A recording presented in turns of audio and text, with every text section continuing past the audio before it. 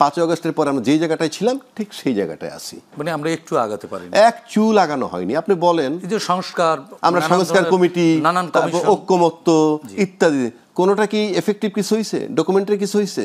Finally গিয়ে দাঁড়ালাম কোথায় আমরা?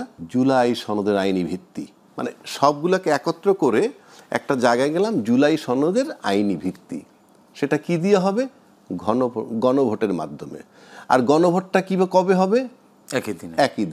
একই দিনে যদি গণভোট, যে কথা আমি আগেও বলছি এখনো বলি, একই দিনে যদি গণভোট এবং সংসদ নির্বাচন হয়, অত্যন্ত বিজ্ঞ রাজনীতিবিদরা এখনো বলেন সংবিধানের মধ্যে আছেন, ওই সংবিধানে চলছেন। আপনি বলেন তো ভাই, যদিও অ্যাঙ্কার সাহেবের প্রশ্ন করা যায় না, তবু আমি বলি আমাদের যে সংবিধানটার কথা বলে তাতে কি বলা আছে একই দিনে গণভোট এবং সংসদ নির্বাচন হবে? এরকম কোনো কিছু বলা নাই। তাহলে আমি কিসে যাচ্ছি কিসে? না, কিন্তু জরুরি যখন প্রয়োজন হয়, না ওই বিতর্কে আমি যাচ্ছি না, ওই বিতর্কে আমি যাচ্ছি না, এটা পুরনো। এখন আপনি একই দিনে যদি করেন, কোনটার রেজাল্ট আগে দিবেন? একসাথেই হবে। একসাথে মানে একই দিনে গণভোট বিজয় হলো। আচ্ছা, এইবার আসেন যে নির্বাচনের নিশ্চয়তা বা আমরা যাচ্ছি কোথায়। আমি আপনার 2 মিনিটও লাগবে না, একটা কথা বলি।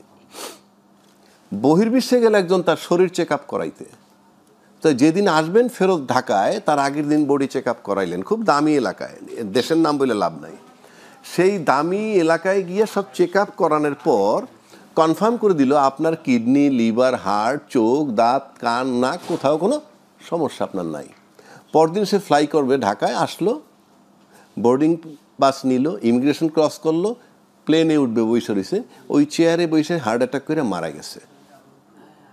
অথচ তার সমস্ত রিপোর্ট ভালো, সব কিছু কইরা পায়। এটার মানে হচ্ছে এই, পরবর্তী মুহূর্ত আপনার জীবনের জন্য কি আসতেছে আপনি তা জানেন না, এটি স্বাভাবিক।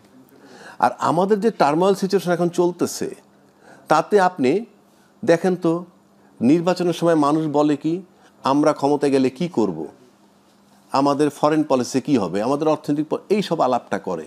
আমাদের এখানে আলাপ হচ্ছে কি, কেউ বলতেছে ওরা ধর্মের ব্যবসা করে, আবার ধর্মের ব্যবসা যারা করে তারা বলতেছে যে কারা মানে খুব দ্রুত নির্বাচনের আগে তসবি দানা নিয়ে হাঁটা শুরু করে, সেটা আমাদের মনে আছে। এই আলাপ চলতেছে। তো এই আলাপ তো কোনো নির্বাচনী আলাপ না, মনে হয় যে একে অপরকে ঘায়েল করার আলাপ। 1, 2 আসেন, তফসিল কালকে দিবে বা পরশু যখনই দিবে। আজকে আপনি যদি ব্যারিস্টার ফুয়াদ, আমি বারবার বলি একটা কথা, ব্যারিস্টার ফুয়াদ